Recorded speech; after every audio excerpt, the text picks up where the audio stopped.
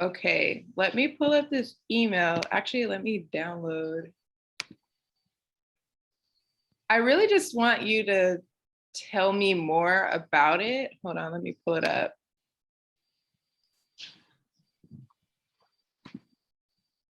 You can hear me correctly, or Mhm. it's not too good? It's good? Okay. Yeah.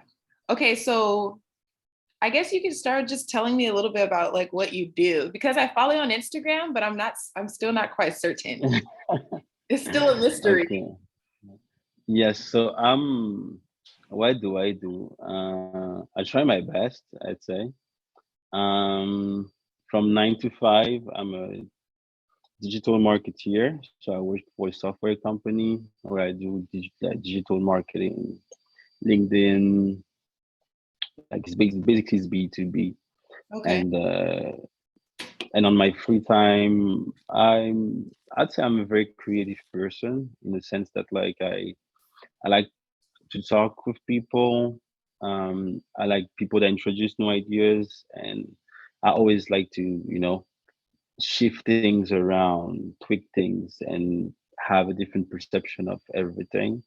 I'm a big fan of randomness. Uh, and yes, I'm just trying to learn like discover myself more, and also understanding my parents, understanding my friends who they are, and most of my creative friends is really like pushing them to be the best version of themselves creatively, I say.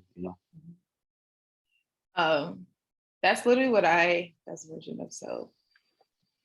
I feel like that's what I am always striving to do. I feel like as a creative or as an artist, the better I am or the better I become as an artist, or like the more curious I become, I feel like I just become a better human being. So I'm always trying to, Mm, you know what I mean? So it's like, it's kind of difficult to separate the two. It's like, if I'm mm-hmm, going to become better at this through my curiosity and like exploration, it just encourages me to be like that with other people, like kind, honest, non-judgmental, um, open to like new ways of perceiving other worlds that exist, or like other realities, because we all live so differently and see the world so differently. Um, which encourages me always to be the best version of myself. I literally wrote that last night. So this is a note I wrote before bed. It says, mm-hmm. be the best version.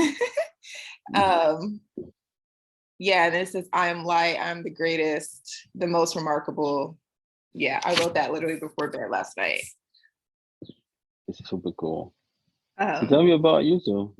Like, what's so I've been painting my whole life and thinking my whole okay? life, but I didn't start showing work until 2016. Mm-hmm, Um, and then I would just show throughout the entire city. So I'm from LA. And at the time I was living in Long Beach, and I was live painting. So people would ask me to come and I would like paint in person.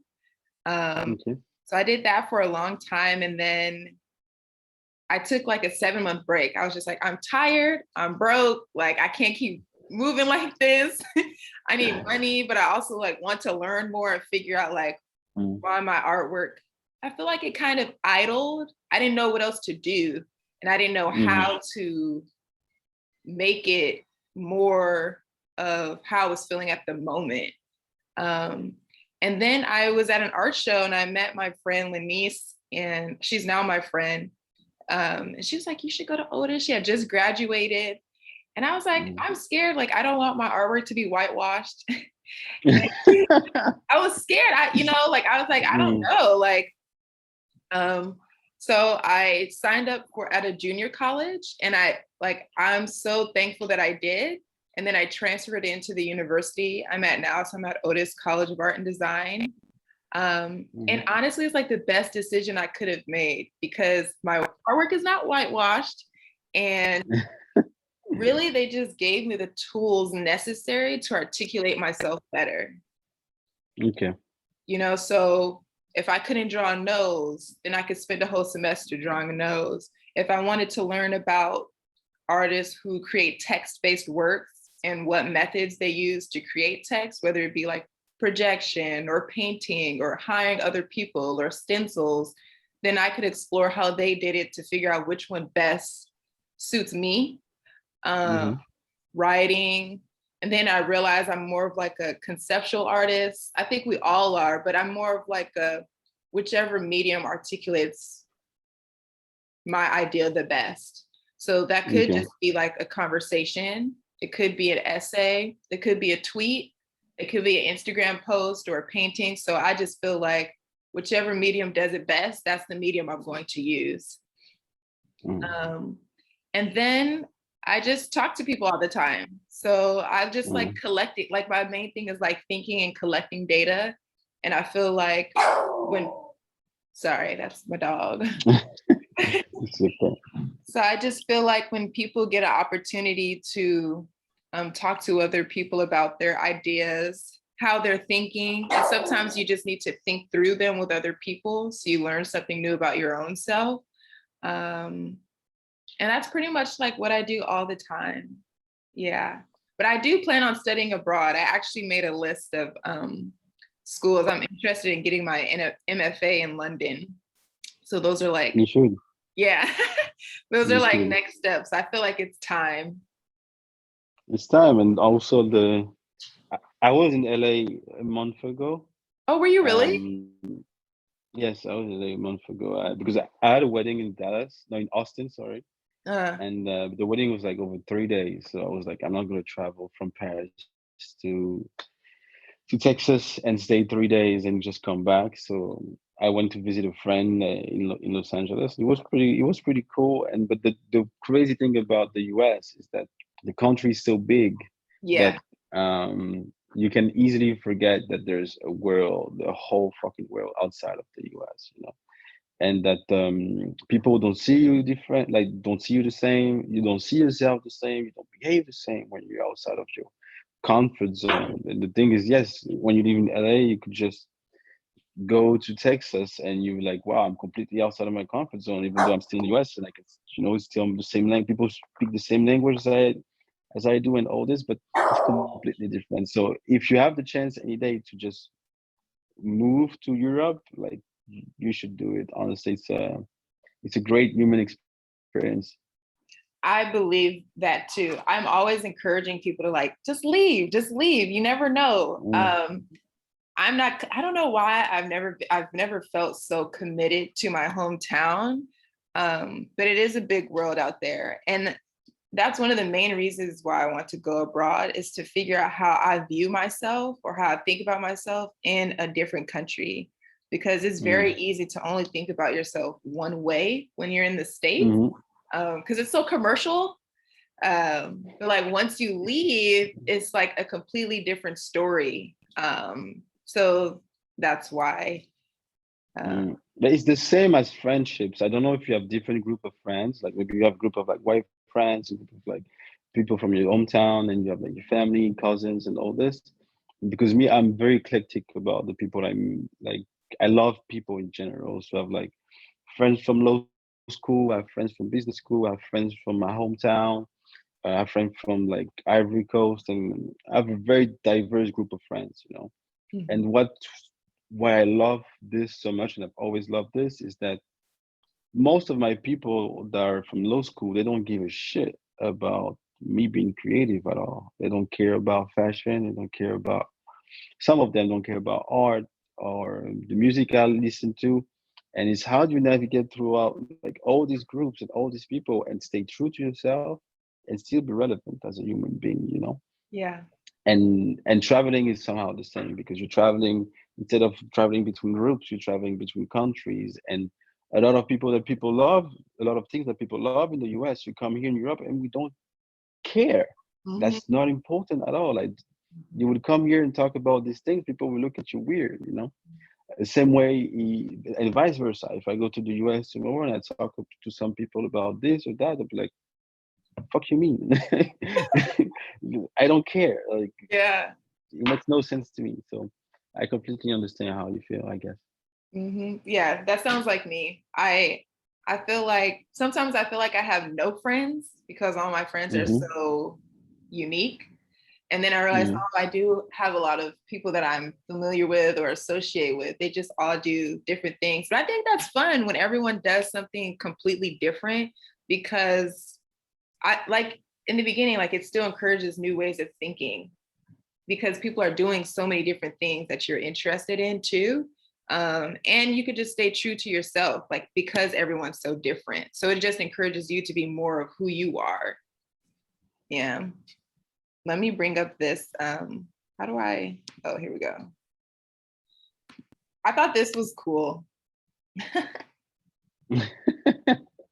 Yeah, the shoes give you like what are those vibes for Yeah. sure. I was in Italy summertime with my little brother.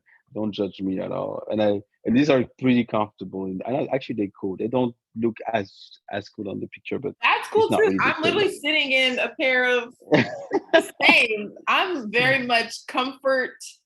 Um, yeah, I get it 100%. Mm, I actually thought that this, I thought it was, I guess the best word was screen printed onto the trash can. mm, That's what I okay. thought. I thought it was like an image on there, and I didn't realize it was a reflection until I just kept looking. Okay, but it is a reflection. It's basically that's an iPhone picture. Mm-hmm. Is the iPhone picture I have from the moment that I told you about, and yes, the what I love about it is just self-explanatory. I guess it's a reflection. It's a trash, and obviously you can see it's a man. So, and for our generation, it's something that we heard so much. And I'm from the West Indies, and in the West Indies, in the French West Indies, they have a saying, the saying like "nom c'est chien," which basically like means men are dogs. Is the Oh, equivalent is the equivalent of men are trash for yeah. us in the West Indies. But men are trash is, I think maybe it's even a bit bigger than the US, because you could say this in France or in Germany and people will understand what you mean. Uh, But it's also something that I believe is very black owned. It's like I feel like first time I heard this, it was on Twitter, and it was within the black community. Like people were saying, it's like, oh, men are trash, and it became a pop and culture thing because of we know the influence black people have on culture, especially on social media of like all these creators or like the vernacular, but the way people dress, the way people talk nowadays too. So yes, and that's why it was first of all because I don't really consider myself as an artist at the moment, because that's maybe not something I'm really focusing on. But it was also the fact that I felt like this project uh, doesn't belong in Europe, ah, because it's not that it doesn't belong in Europe. It's more like if I'm being honest with myself, uh, like this is a project that was, but it could belong in Europe because if one way to put it would be say, okay, America is like the first good like military power in the world, the first economic power in the world. So it's so much influential that people now in Europe are influenced the way they talk and even in their own culture by the US. So of course this somehow belongs in Europe. But going back to the fact of like giving people their flowers and paying respect to where things are coming from, I felt like for me as a man, as a black man, this project would not be as powerful or as reflective if it was in Europe and by a man. You see what I mean? hmm. Why do you feel like that? Because when I seen it, I was like, oh, this is great. Like, because I'm a little biased. I like when works are, I like bodies of work that are in that speak this language. Hmm. Yeah, so I think it would be great here too. Would it? Well, because that's a reflection, so it would have to live as a photograph then, right? That's the thing. Basically all I have so far is this picture, and and I don't even know right now what's the best mean, to because I feel like if this needs to be like performance art or just like interactive art, people will not get it. It would not be as impactful. Mm. I feel like pictures could be nice, but it's not a trash, like Yeah. having really a trash, and that's why it's super fun that you just told me that you thought it was printed on the bin, because that could be one option actually that I never thought about. I'm going to show you, I have to look it up. The strongest idea that comes to mind, because I don't feel like I've seen it since. I'm gonna pull it up and then share my screen so I can show you. Mm. Share. Let me just get my charger really quick. I don't. Okay, yeah, take your time.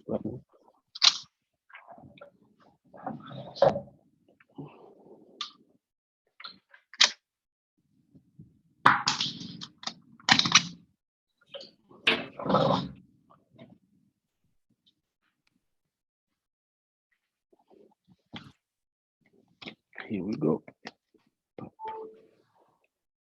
I'm gonna pull it up.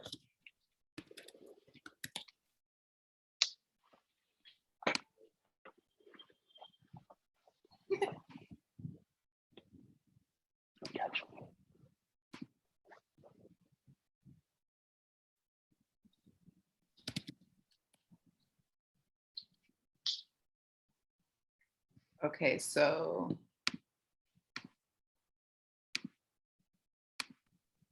there's this image. Can you see it? Yep, the chair. Yeah, so this piece is called One in Three Chairs. So it's a work by Joseph Kosuth. I'm hoping that I'm saying that correctly. But I've seen this work, I think like 3 or 4 semesters ago. And I was like, I love Okay. this piece, but I didn't know what to do with it. So it's just been sitting. But thinking about different ways to, like, if you wanted to share the work or showcase, this is what comes to mind. I think of like the actual physical trash can being there, right? With like no reflection, which means people can come up to it and take photographs. Then I'm thinking about your original iPhone photo here. Mm-hmm. And then your definition of men are dogs, but in your language. Oh wow. Okay. Yeah, like you said it's West Indian French. It was in French? It's in Creole. In Creole? Yeah. So that definition in Creole, how to pronounce it, and like colloquially, like what it means. And then like let it live conceptually. That's honestly, it would be very but that's one way to introduce the concept and the actual piece.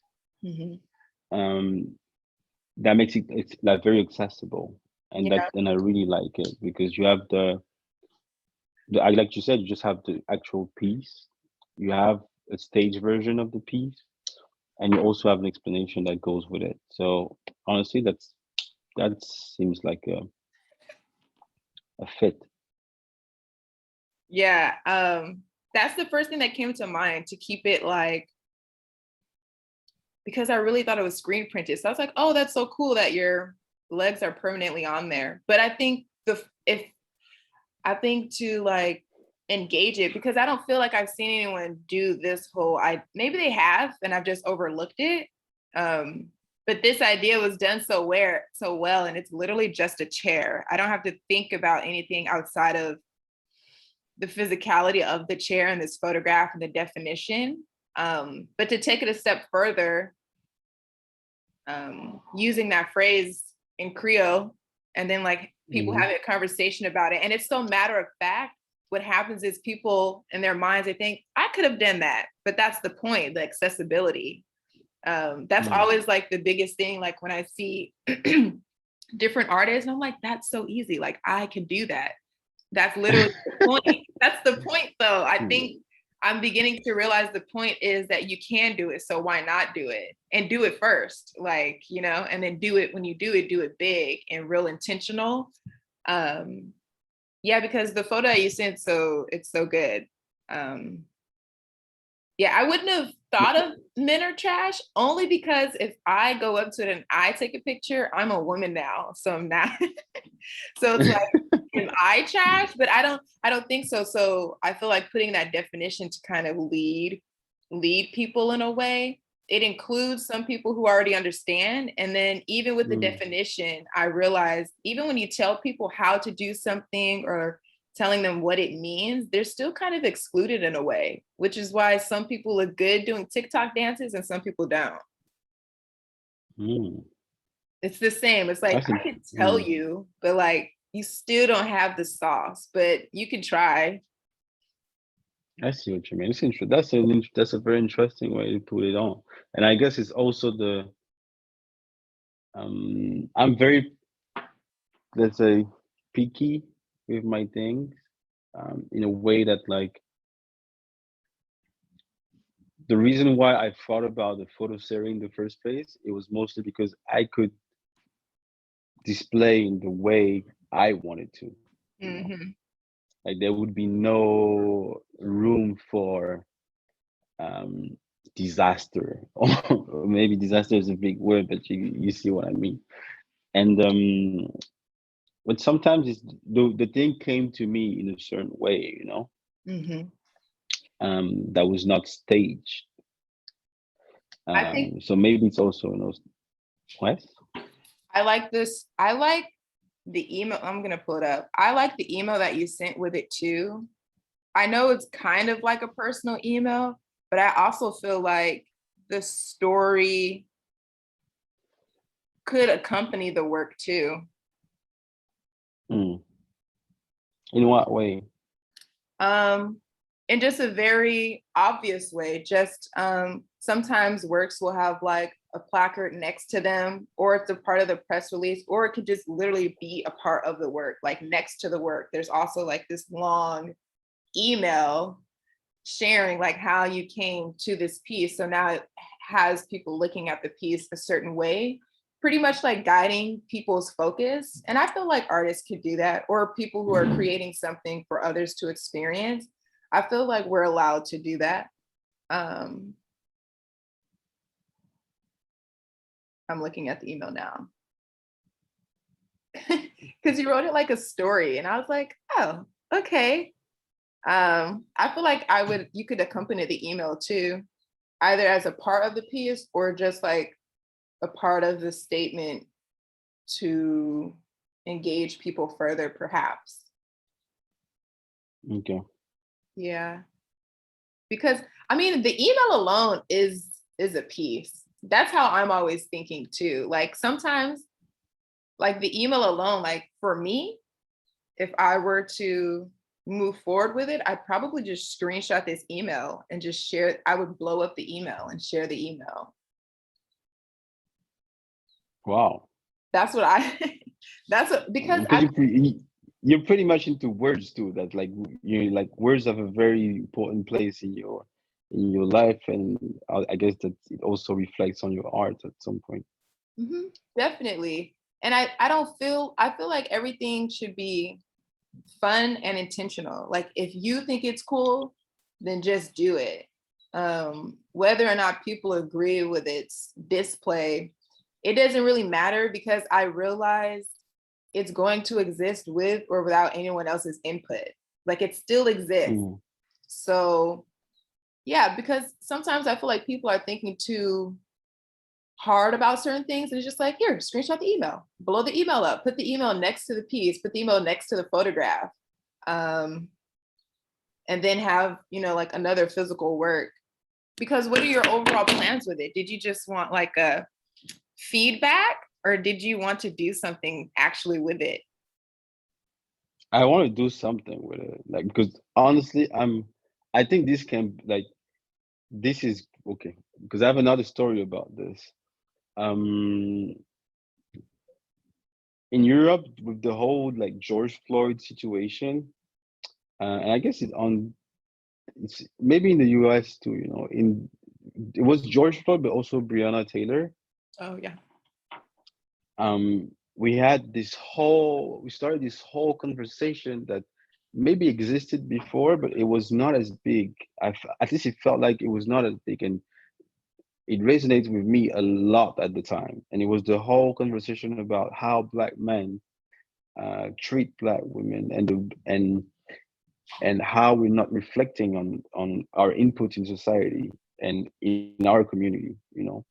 And so it was a whole discussion about consent between men and women, a lot of discussion about patriarchy, and that was maybe the first time that I really checked myself, because I was considering myself as a nice guy, you know, a nice guy. But I realized when I read all these threads and all these stories of people that like, yo, bro, you fucked up, you know. I have a pretty fucked up mentality, you know, even though I'm. Let's say I was considering myself a nice guy, but sometimes I've been pushy, you know. Sometimes I had like a lot of asshole behaviors, you know, because I felt entitled, you know. Mhm. And pretty much of the time, I've like this was maybe it's the best word, because I feel entitled, you know, because I've interpreted things in a certain way. I'm like, oh, but like she's coming with me right now, so no, like when the actual life is not following the storytelling that I sold to myself, I'm Uh-huh. getting pissed, you know, Mhm. and I'm letting the other person know that like I'm disappointed, you know.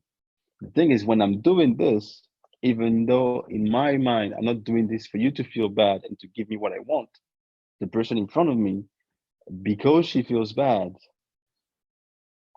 would like to would want to solve to want to solve the situation by actually giving me what I expected, you know, Mhm. which is fucked up, you know. Mhm. But that's also me realizing like, okay, like being a man in our society means all these things. And so there was also like a whole mind process, me maturing maybe a bit like a bit more. And that's why also why this piece for me is it's it means also a lot, because it was not intentional, but it says a lot about also the way that I could reflect on myself. Mhm. And this is an open discussion I had with my friends, um, regardless of the age. I had this discussion with my little brother, a discussion with my older brother, with my dad, my mom, my friends, all of them, you know. And we all realized that yes, man, we need to do better. We need to right our wrongs, and we actually there's a lot of things that we can't change, like uh, in sixth grade you were an asshole, like you know, it's too late. But reflecting first is the best, like it's the first step. Then after you need to act on your now and on your future. So because of all this, I felt like it is the embodiment somehow of a lot of things, where us as a community, as a society, we could reflect and come as one, you know, because I guess a lot of men also went through this process. Maybe not a lot, but I guess there's a part of the society that did, you know. And I feel like we're moving, even though we still have a lot of problems, but we're moving towards this a bit more and more, because we never had that many wealthy Black people in the world. We never had that many people travel, that many Black people traveling. There are not slaves, obviously. Uh, so we out there in the best way possible. Maybe if we feel like most of the time that like life's never been worse, actually this there's never been a better time in the history of the world to be a Black person than today, Mhm. which is pretty fucked up also to say this, you know. Yes. But Mhm. it is unfortunate. Fortunately or unfortunately, depends on how you put it. But Mhm. still, so yes, for me it means a lot. Maybe not in the sense that I would cry about it or that I'm feeling emotional, but I feel like I want to do something with it, you know. Like I want to do something, even if it was just like giving the project or co-hosting the project with someone else. I felt like this is maybe not something we need, but it would give a voice to to a lot of people, and also making other people feel like maybe Black women or women in general that like we heard you, like maybe we're not the best right now, and I think even myself right now I still have a lot to do, a lot of learning, a lot of reflecting to do, but at least we can agree, and that's not a trial. That's not me trying to play with things and with the codes and twist things around. It's really like, okay, I heard you. You're right, and it feels like these two sentences never really heard them in our community, even in my house, like in my household, like we don't often say, yes, you're right, I agree, and I heard you, so I've been speaking a lot, but it was just to present to you like the behind the scenes, like why it's just not, oh, men are trash, it's a trash can, and also Yeah. me as an individual, it also means something. I like that. I liked all of that. I wrote down embodiment of mindfulness. I feel like you're trying to figure out what to do with it, but we're doing it. Like, because it's forming a conversation, and it's allowing you to share with me, like thinking through those ideas and how you got to this point. And you already wrote about it, and now we're talking about it. And I have like all these little keywords I wrote down that I'm going to send you.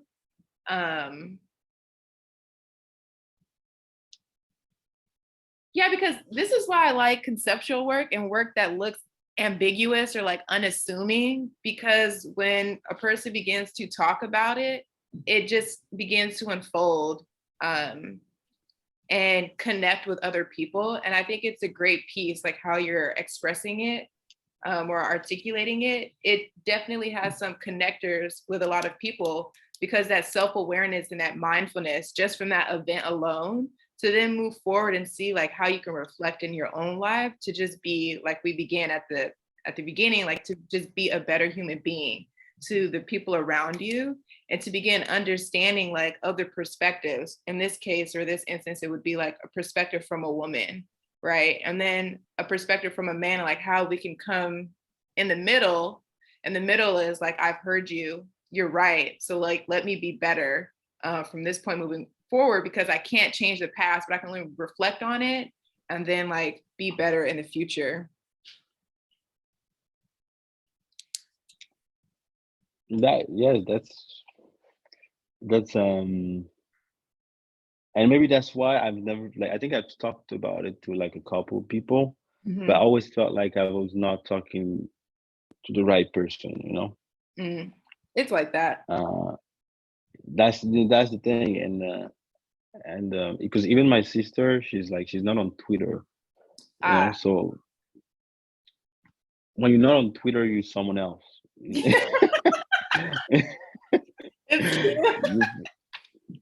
It's no, it's for real. Like there's a whole world out there, like on Twitter. That's um, and that's my favorite app ever. I think that if I need to choose between Instagram and Twitter, I'll go for Twitter all Me the too. time.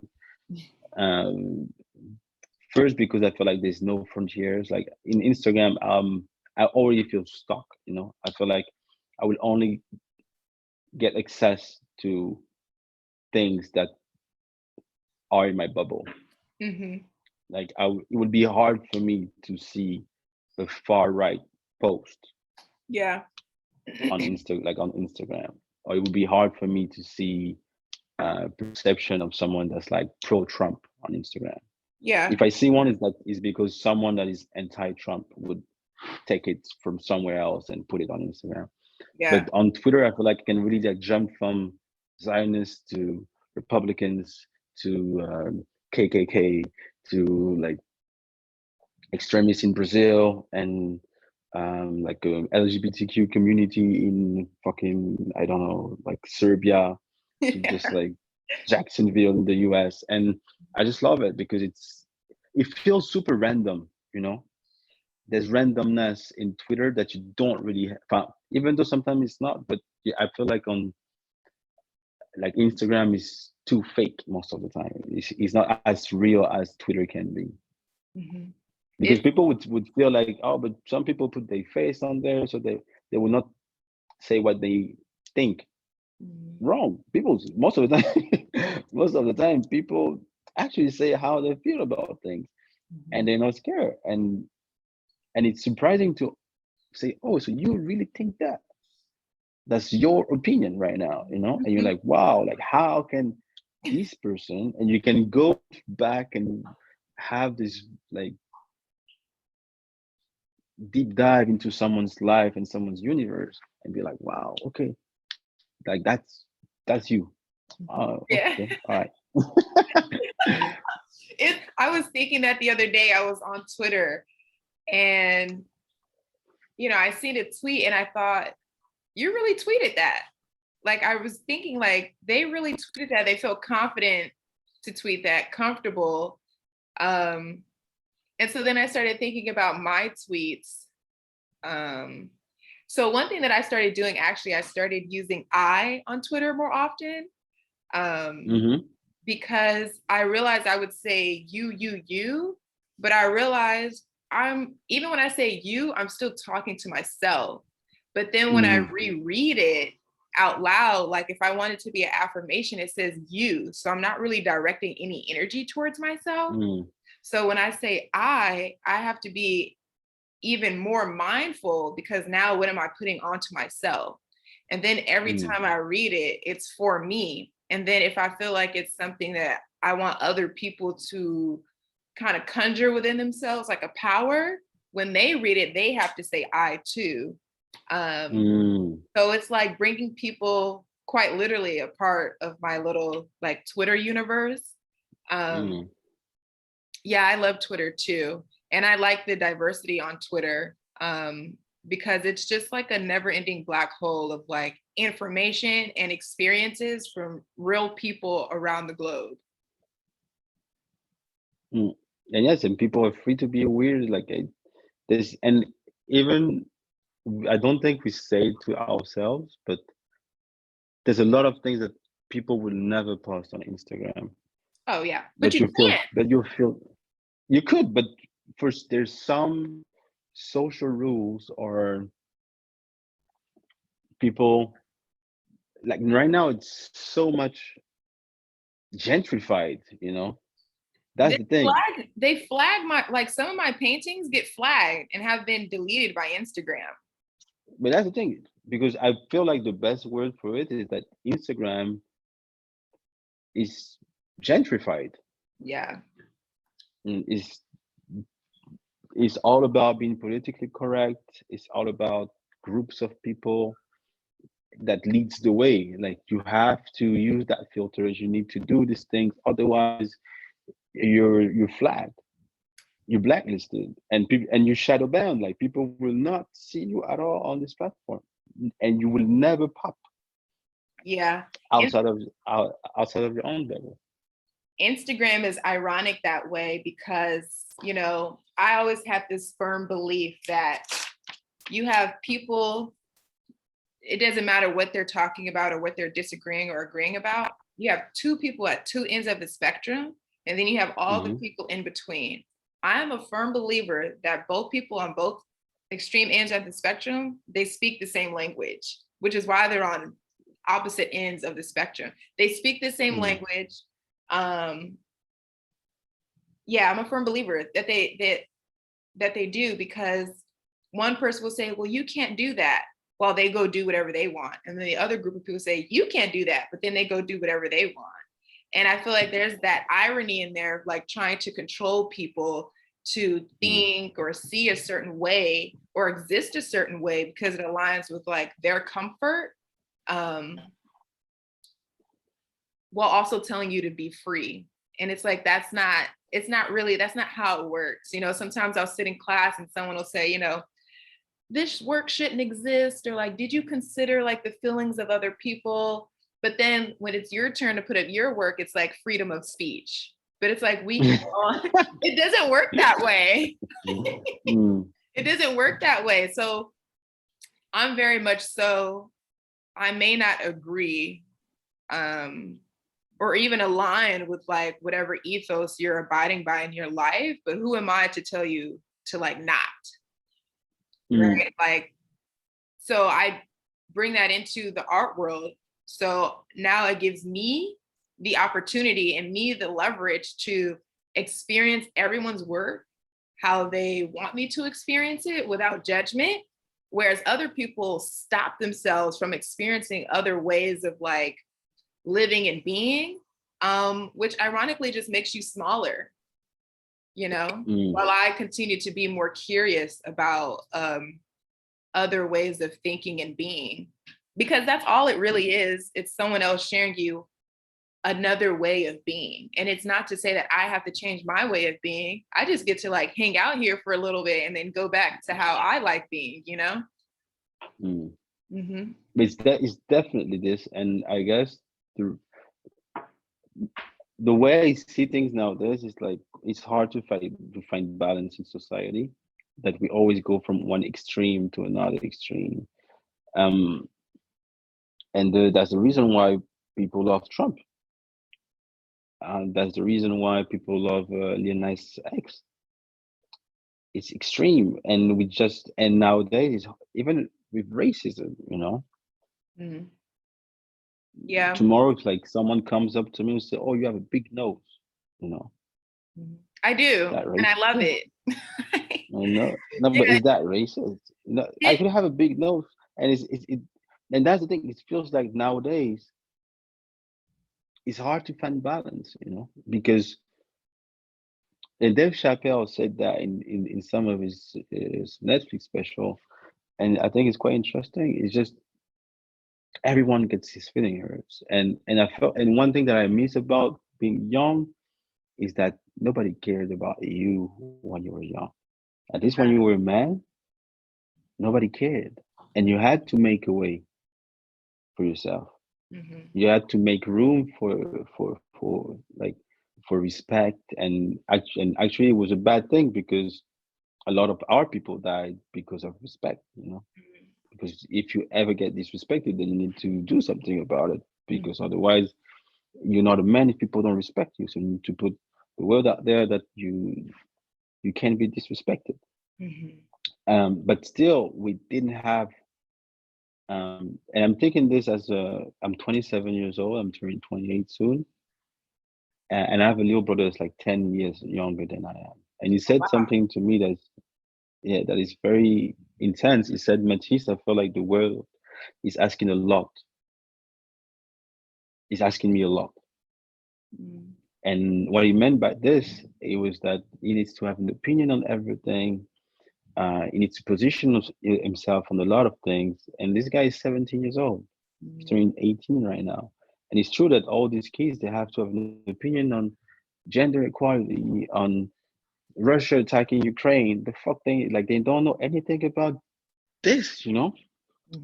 And even us, we may be a bit older, but we don't know. Sometimes we don't know, and most of the time we don't know. You have an opinion right now, but you have the opinion, and your opinion is as important as the knowledge you have at the moment. And we all know that most of the knowledge we have is biased, you know, by where you grew up, what you read, your parents, your social circle, and all these things. So, me, I'm trying to be balanced at the moment, because I feel like this is where I found virtue, because everyone is super emotional. And I was a very emotional person when I was younger, and it took me places where I didn't really enjoy myself as much.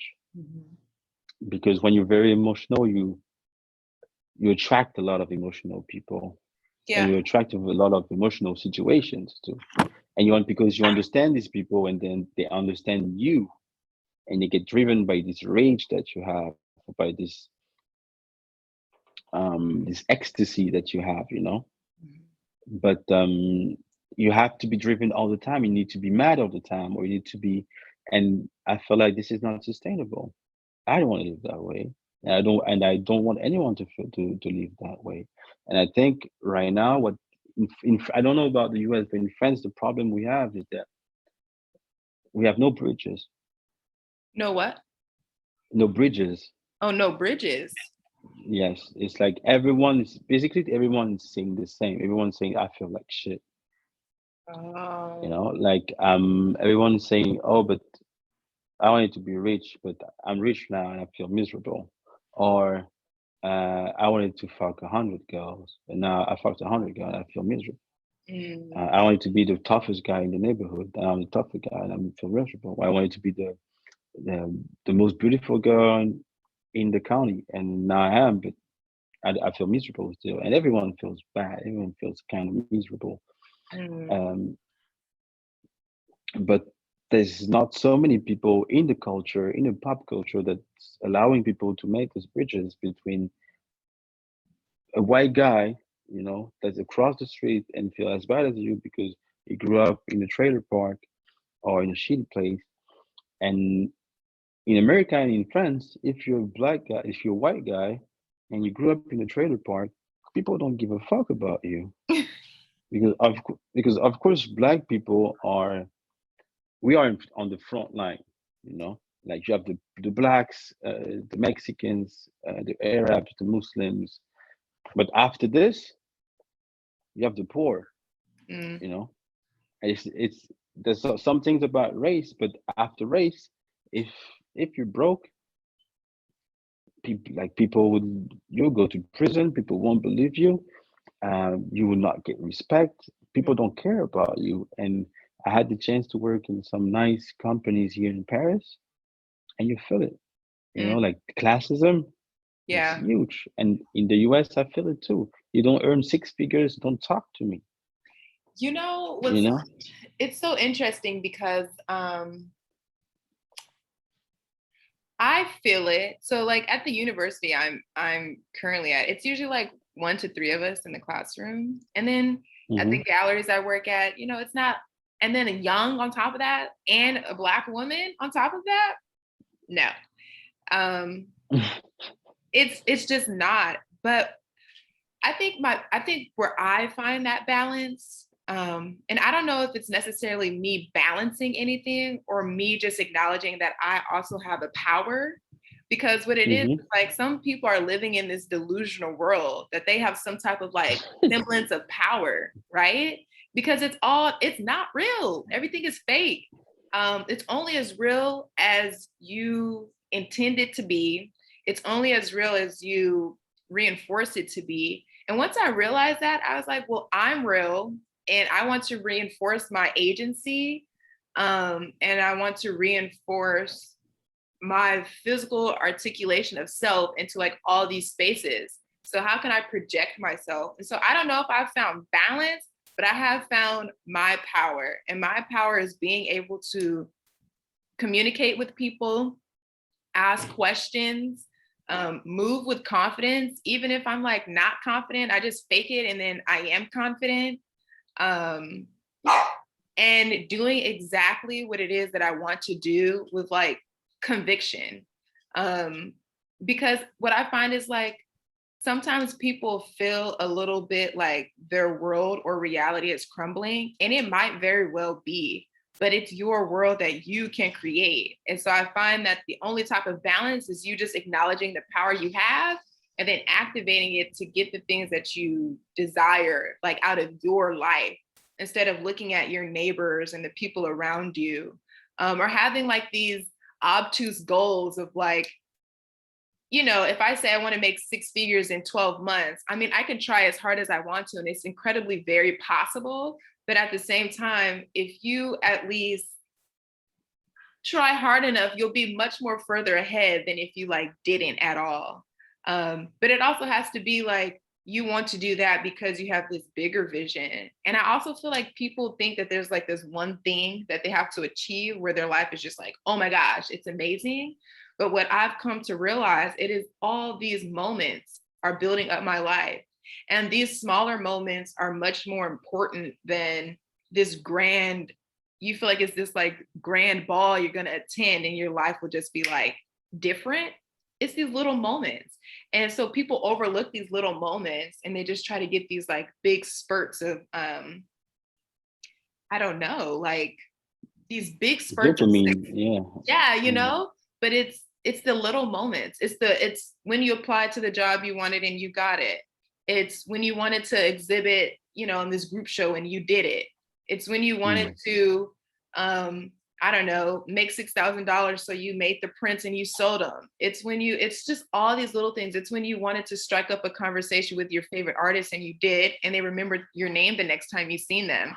It's like, you know, it's like this huge big spider web. And I feel like that's the only balance or like type of power that I've like come to realize. And you need to go outside. You got to get off Instagram because it's like, you know, there's so many things that they're kind of, I like that your brother said, you feel like you have to like have an opinion on everything. And what I think of is, I took this class one time and they were like, you know, people are always asking 5-year-olds, what's your favorite color? But at 5 years old, you're probably thinking you like everything. And you never really considered whether or not you had a favorite color. But now you're assimilating into space. So now you feel like you have to have a favorite color, even though you don't necessarily have one. You probably can't even grasp the concept of like favorite, but now that's going to be your default answer for like the rest of your life. And you probably never thought about it again. You know what I mean? Thank you very much for saying this because I guess that's the best definition of myself. Still this day, I don't have a favorite thing, you know. And even at school, the only thing that people would say besides my favorite thing, it was because I met a guy that's still my best friend today, and the guy was a big fan of Lil Wayne. You know, he was bragging about it all the time, talking about Lil Wayne, Weezy F baby, blah blah blah. And this was, who's your favorite rapper, blah blah blah. And actually, I didn't really grow up listening to a lot of rap music. You know, I grew up in the West Indies, we listened to dancehall and local rappers and all this. So, like, first time I heard like a Kanye song, I was maybe like 14, 15 years old, you know. And my parents were not so much into movies, so till this day, I haven't seen Pulp Fiction, for example. You know, You haven't seen what? Pulp Fiction from Oh, Tarantino. oh, okay. I mean, you still have Okay. time. You can still see that. No, I still have, Yeah. but I was never in a rush, you know, to know all these things about like that everyone knows, because when I was younger, it made me feel very special, you know, because I was like, wow, I'm still relevant even though I don't know all your classics. Because man, I've never listened to the Carter 2. And tomorrow if I sit down with a hip hop fan, like, bro, like, I don't what think you I've doing listened here? to the Carter 2 either, though, to be honest. So Yeah. Yeah, but it was basically just an example. I know different stuff and I have little knowledge on a lot of different things, but I don't have like sound knowledge on like one genre or on specific things. But the one thing that you said about having a favorite thing, I think it says a lot about us. It says a lot about how we get framed so quick into things, you know, and that people have this anxiety of being consistent, you know. And I think I was like 18 years old when I really loved the fact that I was like, you know what, I don't care. Like, I don't need to be consistent at all. If I said that like this 3 weeks ago, fuck it, I don't like it anymore. And if I don't know how to feel about things, I don't know how to feel about things. Like, and you're not gonna do anything about it.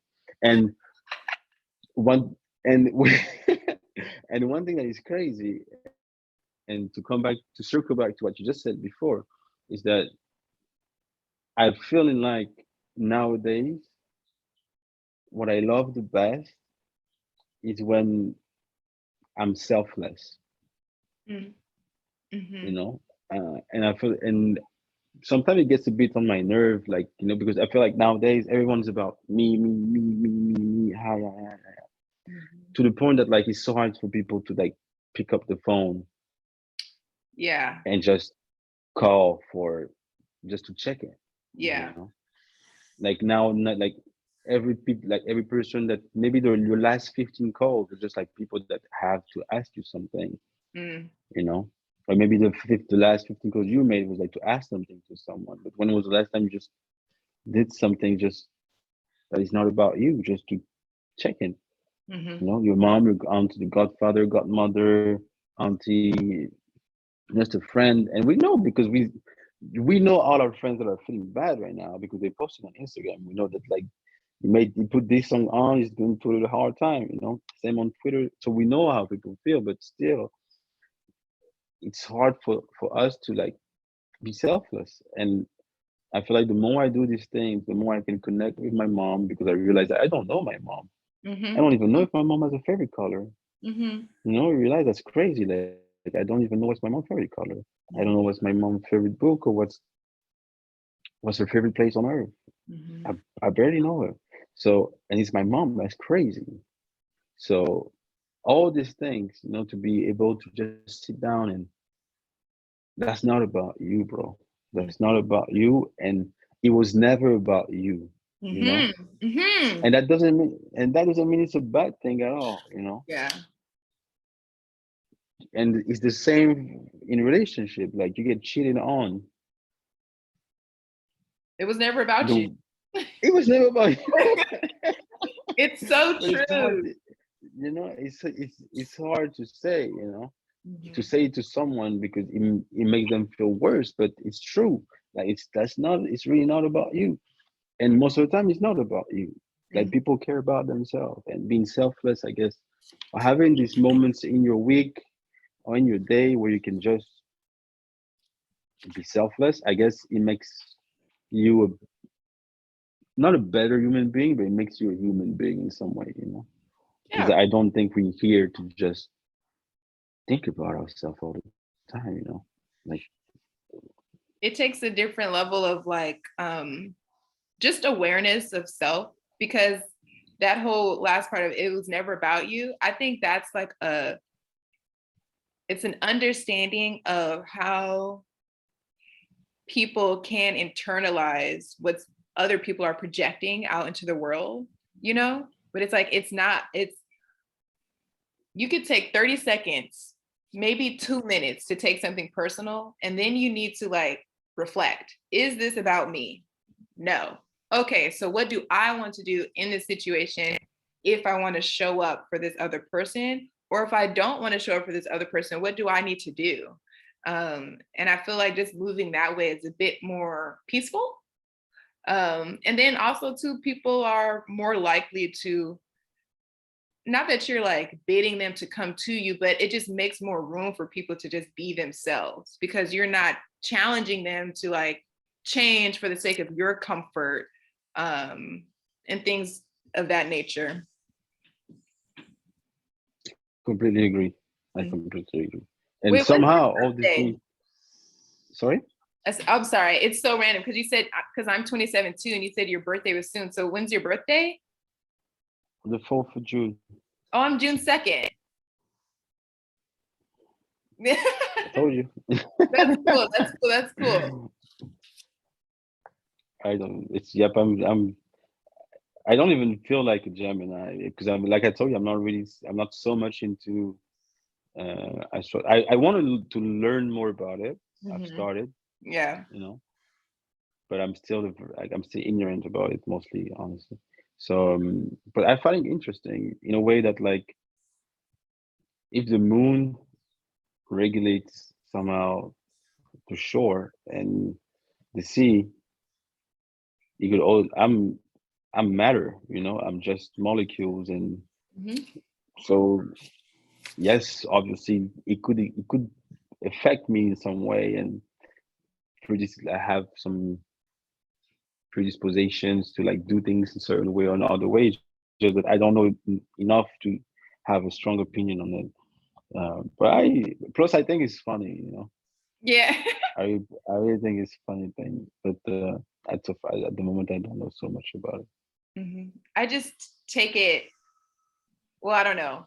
I'm pretty deep in it, but um I think everyone in their mature sign, at the end of the day, we're just all human. But I can see like certain traits or just traits I acknowledge about myself that we all have, but I feel like are a bit more prominent. But I am a little biased, and I do believe that Geminis are the most human sign. I feel like we get a lot of like flack, but really it's just kind of bandwagon flack. Megan, like, it's like people don't actually know, but it's like since everybody's saying this, we're just gonna follow their lead. But everyone has at least like one strong Gemini friend in their friend group that they come to for everything. So I don't really know what that says, but it has to mean something. Yeah, it's not Pisces or it's not Capricorn. It's there's It's a lot about us. There's a lot yes, about it is. I agree. It's funny. That's true actually. We have a lot of cancers around me. Yeah, Cancer's A lot of my friends apparently we get along quite well, so that's cool. And yes, that's pretty much it. It's cancers and Tauruses. mm-hmm. So, but that's the funny thing. I could get along with everyone, and that's why I'm super picky with who I get along with. It's like because I realized at some point in my life that Mvthys, you could fit in anywhere you want. You could be everywhere you want. If I want to be in that room, I could be in that room. But it's all about, do you want like is that really what you want? Like, I do you literally want what you get? I want, and it was this whole process where I realized that no, no, like let me explore all these things, and I was super happy that I lost myself, I found myself, and it sounds very cliche, but I guess yes, I've experimented a lot of things, a lot of different groups of friends, vibes, and everything, to the point that I feel very comfortable that like this is my life, this is who I am, and I don't think there's so much that would take me away from this at this point. We never know, but I feel pretty confident that the way I would feel about things nowadays would be a great compass to make decisions. yeah, I think so So too. I literally just expressed that to someone the other day. It's like the difference between me and a lot of people that I've observed is I can talk to anybody. I can be good in any room I go into. But the bigger question is, do I actually want to be in that room? Do I actually want to be around those people? Like, yes, I can activate it and be like super comfortable, but do I want to be in there? And so when I think about which spaces I want to be in, I'm incredibly intentional too, because I'm comfortable enough with myself to know what brings me like actual peace, not for the sake of like I'm not anywhere for the sake of being anywhere. I'm not talking to the people for the sake of just like talking to people, which makes me feel like the conversations or the spaces that I do occupy myself in are that it's so much more generative, especially now. Whereas before I was just kind of like everywhere, but now I'm like not. And it's nice to be like that. it's really, I think it's really, and for some reason I don't know why it came to my mind right now, but because I told you I don't really do art and things, but it's actually not true because when I was 18 years old, it's a real story actually. In the West Indies, we have obviously a strong history of racism, but we also have a long history of slavery. Right. Okay, Okay.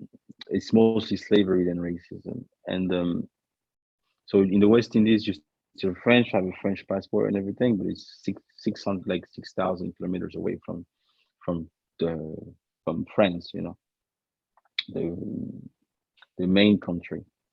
And there's a huge law here in France um, that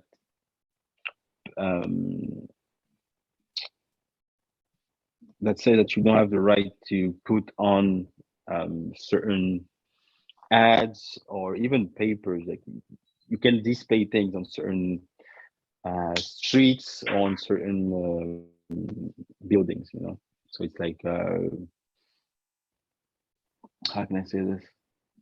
Like billboards. Like you, yes, it's not even. It could be just a small, like it could be just a small print. You don't have to. You can't display anything. It's written like You can't display it. You can't display anything here. Law of 18 or Oh, like okay, okay, 1805, okay. which, and we had this big law that passed 20 25 years ago on slavery. That was the first law that recognizes slavery as a crime against humanity. Mm. You know, and for some reason they managed to overturn it. Yet, as it always happens, and I was outraged at the time, and I was pretty much broke also. But I decided to print this. It's a very basic print. Um, it's like black on white.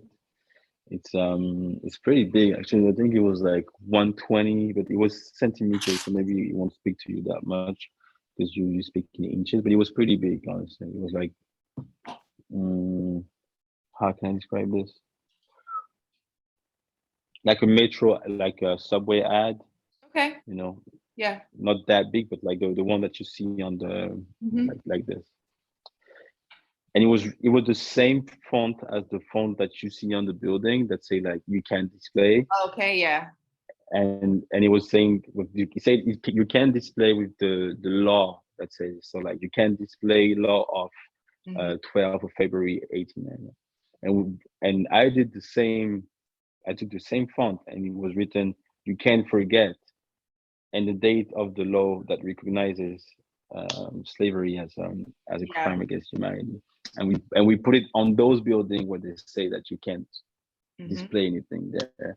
And we were 18. I did this with like a couple of friends of mine that helped me to like actually put it. We never really took pictures of this because it was, I don't know, it was just a drive. Like I just felt like it was too important to not do something about it, and not Right. be out there. Like I couldn't shout. I'm not very a protest guy. I don't like protests. I'm the same. It sounds weird, but it was it was powerful, and I think it's the first time that I really felt like I did something creative Hmm. because it was my money, it was my mind, and we did it, and we didn't care. I spent a lot of money on this. Like I was 18 years old, and the print cost like so much, but it was bigger than everything for me at the time. Yeah. And for some reason somehow I feel like this project that I'm introducing to you today is kind of feel close to it in some way because it's just a feeling. It starts with a feeling, and the more I grow up, the more I have the time to reflect on why I'm doing these things, and why they mean so much for me. Hmm. I sometimes you just have a pool. I think stop, please. Sorry. I think sometimes you have a pool, and I find that sometimes people don't feel like they're necessarily like artists or people that produce something because perhaps they've been, let's just say, like idle for a moment. But I don't think any amount of idle time takes away from your production or takes away from your output when you do decide to create something. But sometimes it's like that. It's like you have to have like this sort of gravitational pull, something intuitive, and you just have to do it. Kind of like obsessive, and then you do it, and you're like, oh, okay, I feel so much better now. It's like purging in a way. Hmm. I see what you mean. I see what you mean. And actually, I also wanted, because we talked a lot about me. Uh, I also wanted to have your take on what I've introduced to you, like the whole project, because I'm alien to the art world. Basically, I do museums, of course. I go to expositions and this, but I'm quite alien to it, because I didn't went to art school at all. Mhm. Um, and I guess it's also how I started. It was just like, okay, but then first it's the idea, but I also wanted first to have your take on it. Like, what do you think? And is it feasible? I would say yes. Everything that we're doing now, talking about it, going on these tangents, and then circling back, that's pretty much what we do in class. Mm, um, okay. because what happens is, like, which is why I asked if I could record, because then I can send it to you And all the ideas that you've come up with and even shared, you can then write them down, because you'll be able to like better, not even just better, you can literally just write it down based off what you've expressed. Because sometimes we're talking and you might forget what you said, but if you recorded it, you can always come back, listen to it, and write it down. I think what you shared is great. Off the, like, before I even read the full email, I seen that there was an attachment, so I'd seen the image first, and then I was like, okay, like, let me read.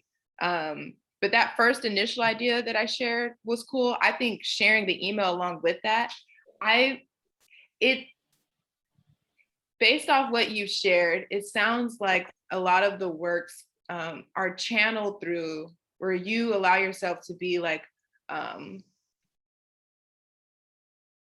portal for activism if you feel so inclined. But I still feel like conceptually it can live accessibly, if that makes sense. I feel like the work can live as it does. I feel like the story is a part of the work. I feel like the email is a part of the work. I feel like the photograph is the part of the work. And I feel like the physical piece is a part of the work. Yeah, and if I'm thinking about like the art world, if I'm thinking about white walls and like frameworks of like where it could be, I would consider printing all of that and then seeing what it looks like on the wall. But that's just me, because there's two things, because you talked about, I think you had mentioned frameworks, but I'm always thinking about like existing outside and within frameworks, because I feel like I have the luxury to do so. So I'm always interested in seeing like what it looks like outside of designated spaces for things that are considered art. But I'm also equally as interested to see like what these things look like in designated spaces, to see which space like what types of reactions are prompted from sharing it in different spaces. But yeah, I think that the work is strong. I like it, especially after hearing you talk about it and provide a bit more context. But I do think leaning and sharing the term in Creole in that language is stronger too, because it speaks to destination, it speaks to history, and it speaks to culture and how culture has the capacity to intersect. I don't even like using the word diaspora, but I guess it's the only word that makes sense. So it has the capacity to connect through, you know, the diaspora of Blackness, where other people can also understand it too, and just totally get it. Yeah, and it's a contemporary work. So, you know, there's not really any rules when it comes to contemporary work. Okay, that's very interesting, because I feel like this is I've never went that far into it, so that's the first thing, I guess. Mm-hmm. But I guess it's a good start, you know, to me. Like you said, even just like printed, like I have a white wall here, even printing it and just seeing how Photograph. it looks Mm-hmm. sounds like that sounds great. Yeah, because that's what I do when I'm like unsure. I'll put works in different spaces and I photograph it just to see like what it's doing.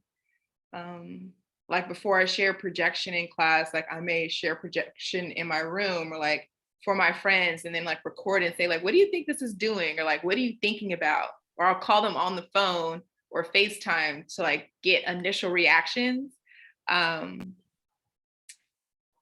Yeah, just to see like what it's doing, because sometimes you want it to do something specifically, but it's not going to get that read. And so another thing I enjoy considering is I treat it like a chess game.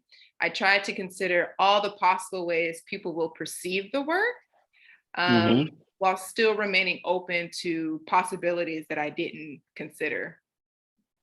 Everyone's going to read it differently. Some people will say like, what? It's just a trash can, or it's just a photograph, or it's just feet. But that's why I like works like that are so unassuming or a little bit ambiguous, or because they become curious pieces. Like, why does this piece exist? Why is it here like this? Who made it? Why is it in French? You know, it's just like a lot of questions start to come. And then if someone decides to like translate it into their language, maybe they understand it, maybe they don't, but it's still equally as curious because it's like, who made this? Yeah, but I think it's at a great start. I think this conversation is a part of it. I don't exclude any, I stopped excluding any medium. So if I'm making a painting, but I just sat and talk for 2 hours, the 2-hour talk is now going to be a part of the painting. Like it all goes together. You know what I mean? I feel like it's a cohesive, now it's a cohesive body of work. That's what it's, so right now we're like building on top of it. You made the piece, you sent the email, now we're talking about it. And then you're probably going to figure out what to do from there, you know? Yeah. Wow, crazy. Thank you very, no, honestly, thank you very much. I really mean it because it's, I feel a bit relieved first, I would say, because I've never really talked about this with someone from the US, you know. So it's also cool to feel like I'm not crazy. I knew I was not crazy, but there's some just like, you know, like positive like it's positive, you know, like okay, I'm going Right. on in the right direction somehow. Yeah. And yes, it's just I've never went further than this than this, and I had a very bad approach at the beginning because I saw the concept, Mm-hmm. and I was not honest with myself about it at the beginning, you know, Mm. because I started to do some white shit, you know, like I was like, yeah, I need to find a title for this, blah blah blah, and I was like, oh, study of gender complexion, like gender complexions and shit. I was like, man, dude, come on, Yeah. because that was the easy way, and that's all I know, you Yeah. know. But that's also because I was not honest with myself, and I didn't really start the process of, you know, trying to put this into the world and having the conversation. That's why it's interesting that you say this, because this conversation is part of the work, and the email is part of the work, the picture is part of the work. So, but um, the funny thing, and to put this in simple words, it feels like you made me realize that it exists already, you know. Yeah. Yeah. Because for me, it was like over that I haven't started anything, like it doesn't exist at all. Like it's, you know, it's an idea, it's in my phone, and it's not real. No, it's real. It's real. But I didn't realize it at all. What'd you say? I didn't realize it at all. You made me realize it. Yeah, it exists already. And that's why I always bring this up, but Arthur Jafa, he always talks about ontological integrity. Who? Arthur Jafa, I'm gonna put it in the chat, and I'll send you some Okay. videos on Instagram. Okay. He's one of my favorite. I consider him like a philosopher. I don't know, but he talks about that. He talks about kind of it exists. Once you make it, it exists with or without. It's not inherently good. It's not inherently bad. Whether I disagree with it or I agree with it, it doesn't really matter because now it exists. It's like made in the world. It's physical. It consists of matter. Even if it's digital, now it's digital matter. So at this point in time, it's kind of like, how will you expound upon it further if you even want to? And how will you like share with other people if you want to? But there's always the capacity to expound upon it. Like this could start here and then wind up being something, you know, totally different in 6 months, or you could keep working on it for the rest of your life. But it definitely already for sure exists. Even this conversation alone, like once you listen to it and like listen to everything that you said, writing it down, you're like, oh, you have a whole like essay already. Wow. Yeah. Yeah, so, yeah, but this whole art school is not for nothing. It's good though. Honestly, it's It so is. excellent. It's like sometimes I wish I did it sooner, but I didn't know. that I didn't know that I could go to art school. That's just, that was just the reality. I didn't know, I didn't know that that was a possibility for me. Especially just, navigating spaces of Blackness. I just didn't know, because everyone around you was just like, get a job, make money, like get a different type of career, like this is not on the list of majors. Oh, artists, it's not an option. But now that I'm here, it's just, you know what I mean? It's just, now I'm just always thinking even more critically. And now I'm being prompted to think more critically. And I'm also being prompted to affirm that what I want to exist in the world can exist. Because there are going to be lots of people who kind of like try to humble you or second guess you or intentionally not give you praise, or to question the validity of your words, or question if you should be considering other people's feelings. No one considers my feelings when we have to read 80 pages on like, other things that like could potentially traumatize me. So it just makes me want to be more of who I am consistently and like not switch up. I just feel like there were people who came before me, my seniors, who paved a way so I could just be true to me. That's the goal. So when you say like, this is the best time, there are definitely pros and cons with like navigating this space as a Black person in this space and time. But I would like to look at the pros. And there are a lot of pros right now to being Black. And so I take full advantage of having the capacity and luxury to navigate spaces of Blackness. And I don't see it as like a crutch. I think some people see it as like a crutch. I've more so seen it as like, oh, that's a superpower that I can tap into that other people cannot. And so I do that sparingly. You know what I mean? Like you can't get all the juice all the time, but if I want to share some, I will. I completely agree, and I think and the funny part is that we go through this as a community, but I guess we also go through this as individuals, whether you're Black, white, or whatever. It's just like most of the time you feel like if you're not a certain way, there's no room for you in this world. The same way that at some point in your life you felt like you didn't belong in art school. And me, I never really considered art school because it felt like, how the fuck can I explain this to anyone I know? Just like you explained it to me, just like that. Because there's no right or wrong. Everyone thinks that there's a right way. And my whole exploration, honestly, is rebuking this idea that there's a right way, especially for Black people, to communicate or showcase or share or activate their agency. There's no right or wrong way. There's just the way that you want to do it. If you're flamboyant, be flamboyant.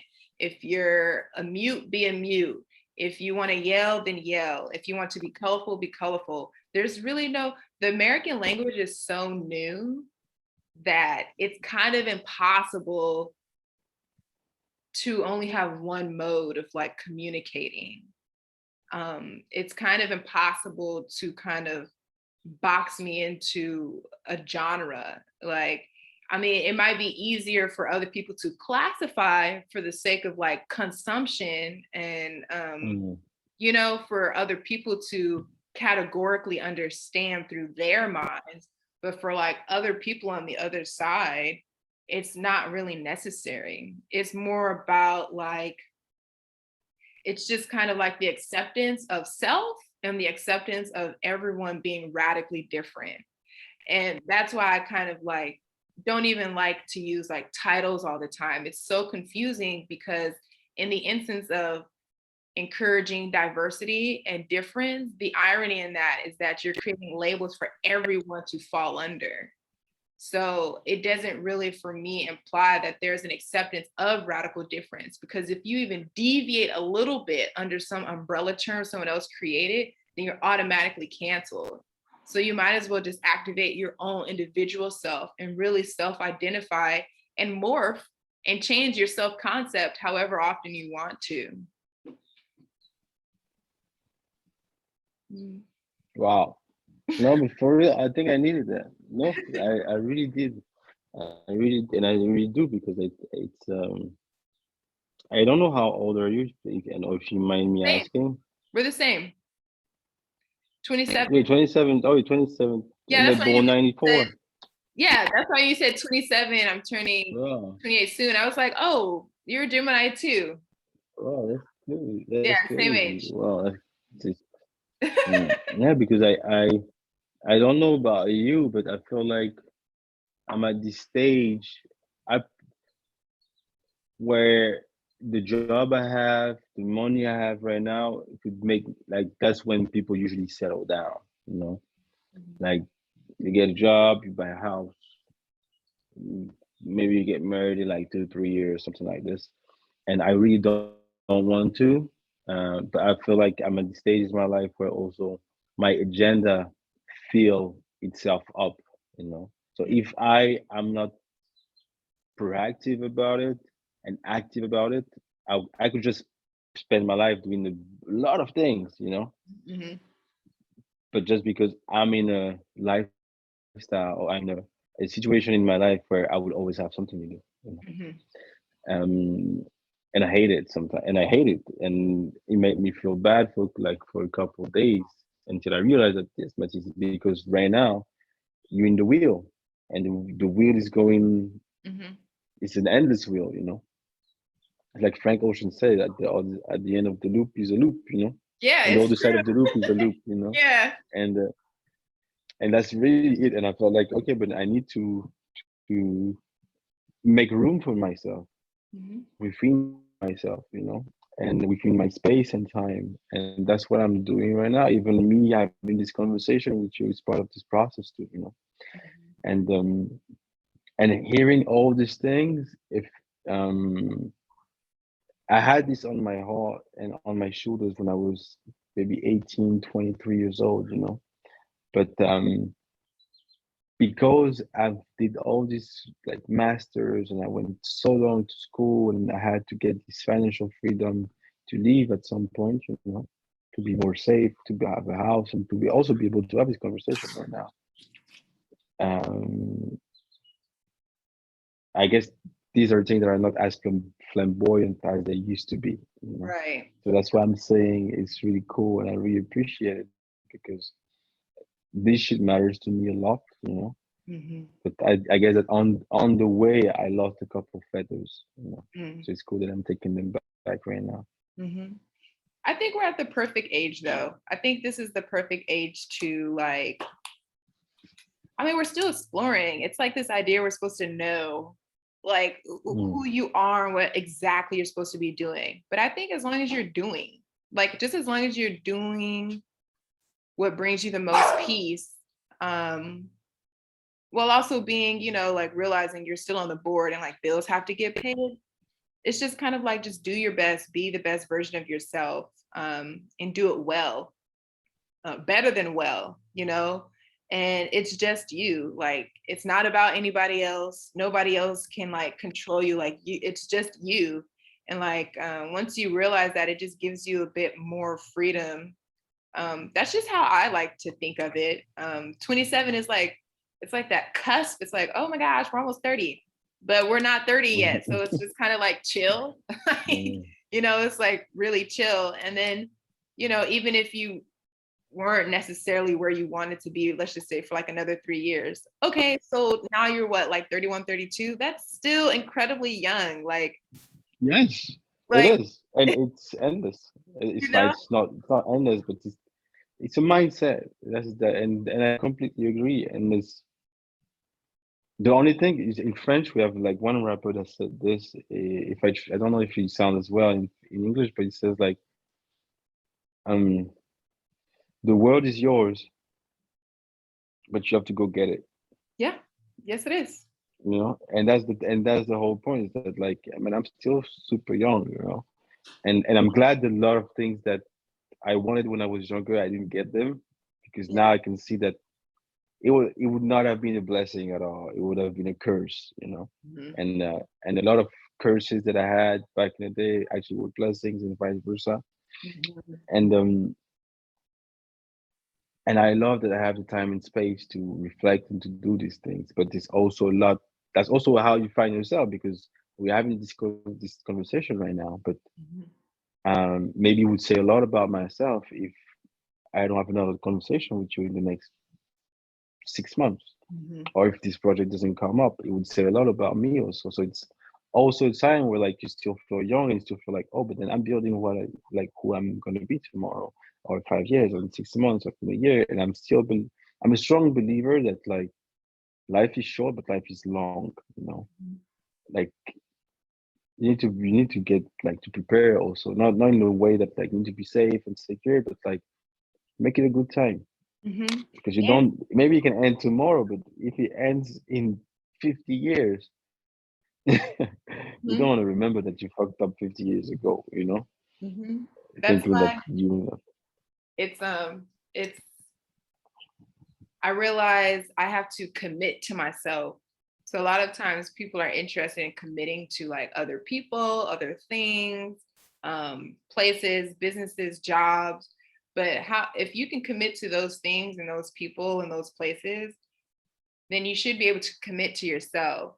And so I make commitments to myself and like I abide by like principles that I believe in. And I'm not like this ideal version of perfect, but I'm still always just thinking, how much more disciplined can I become committing to myself? What what is it that I want to do? And I'm not going to deviate for anybody. And it's like you really have to be aggressive about the life that you want, because no one's going to get it for you. No one's going to apologize to you if you don't go do it. No one's going to like hold your hand and say like, please. They're not going to beg you to do the things that you want to do. If anything, they're going to like wallow in the comfort of knowing you didn't do it because they didn't do it either. So I'm a firm believer in being aggressively committed to yourself and like your journey, because I've seen people transition and they're thinking about things that they could have done better. And I always want to be in a position where I'm always thinking of how I just can embody being better, like all the Mm, time. Like I'm not thinking about in every moment, I'm thinking, is this the best version of myself? Yes, keep going. Like, keep going. It's just kind of like this rolling ball of energy. And then sometimes, I'm not always the best version of myself, but for the most part, I believe that I am. And it's just kind of like this continuous journey of just being committed to self, um, and just living in my purpose. I think that anxiety that people feel that they have, it's because you're not living in your purpose. You're living in alignment with someone else's vision. So that's why you have, anxiety. And sometimes I feel like that anxiety is like self-inflicted, and you don't have to self-inflict yourself with it. Like my other Instagram, I just post whenever I want to, how often I want to, and I do not cause myself a headache. Like I don't give myself a headache. So something as small as that, I apply to like my real life. And I'm just like, you got to listen to your body too, your nervous system. How calm do you feel or not calm? And like, are you willing to commit to yourself to remove yourself from situations that don't bring you peace? And some people are not committed to that, but I am, because I will really leave. I will. you have to. That's sometimes it's the best thing to do. And it was this phrase. It was on Tumblr, but I'm talking about this. It was maybe, yes, 12 years ago, but it stays in my mind so bad. Yeah, it's about love, but it's there's a lot of moments in life where it applies also. And it says, love is a game where the only winning move is not to play. Mm, And you can interpret this like, oh, but then like I'm not getting into any relationship. But I guess me, the way I interpret it is like, oh man, this is serious. Like, don't fuck around, you know. Like, it's also it's being able to like don't take this as a game, you know. Mm-hmm. But it's also sometimes you can interpret it in other ways, saying like, oh, this situation right now, the best thing I can do is not be a part of it. Yeah. I think it's also acknowledging this idea of love is an extreme. So if you do play it, you will also experience, you like, if you don't quote unquote win this game, you will experience the extreme opposite of this idea of love. You know, it's like when people say, I'm always positive, and I'm always thinking like, I'm pretty confident in like my ability to be this positive. I also have the ability to be like this negative. And I know this, like, you know, so it's not just like one thing, right? You know, so I think it's the same with love. I think that's why people come up with like all these like social rules and these little tit for tat games, because there is an understanding that if you dive, somebody may not catch you. And it's like, how many times do you want to like fall, you know, and like hurt yourself? Because those are like emotional wounds that some people can't really like heal from. So I feel that. It's hard. Honestly, it's hard. Like even me, I realize that like there's some shit that happened to me like 5, 6, 10 years ago. Like it doesn't affect my daily life, Right. but it can get me triggered. You know, Yeah, for sure. it triggers me. It triggers me, and it will at some point it will be less and less triggering over time, but still, you know, like Mhm. it happened to you, and it gave you another perception of life, you know. And I guess this kid uh is like post-traumatic, like like PTSD somehow, like emotional PTSD. Like you just realize that like wow, like okay, life is never gonna be like this anymore. And sometimes you're not even sad that Mhm. but you're not even it's not even a bad thing, it's just that you hurt. You still Yeah. hurt about the fact that wow, this was not real, you know? Mhm. Like this never existed. This Mhm. was never about me, you know. Yeah. And it's stupid because you're not special, and I don't mean this in a bad way at all. It's just that, like man, you know, like it is what it is, and you're not, and it's not. It was never about you, my friend. Yeah, it's Like you had so a good. true. But that's why I say it's like I'm realizing like you just have to commit to self and just be open and honest about the things that you desire. And I feel like my investment in my craft just it translates to just like my real life. It's like the more vulnerable I am in my work, the more vulnerable I can be with people. Um, and it's just kind of easier to maneuver that way. And then it just makes me realize like I physically just exist with or without anyone's input. So, you know, whether someone wants to be or not, it's just, well, I still exist, you know, like, you know what I mean? I So mean, like I'm still here. So it's like, yeah, sometimes, you know, feelings get hurt or whatever the case may be, but I apply that to me too. It's like, okay, well, you know, I'm still here. I still physically exist with or without your participation, like in my life.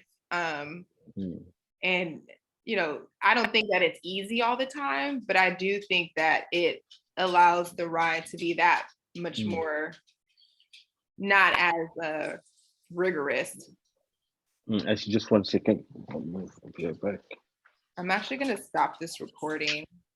No problem. 'Cause even me, I would have to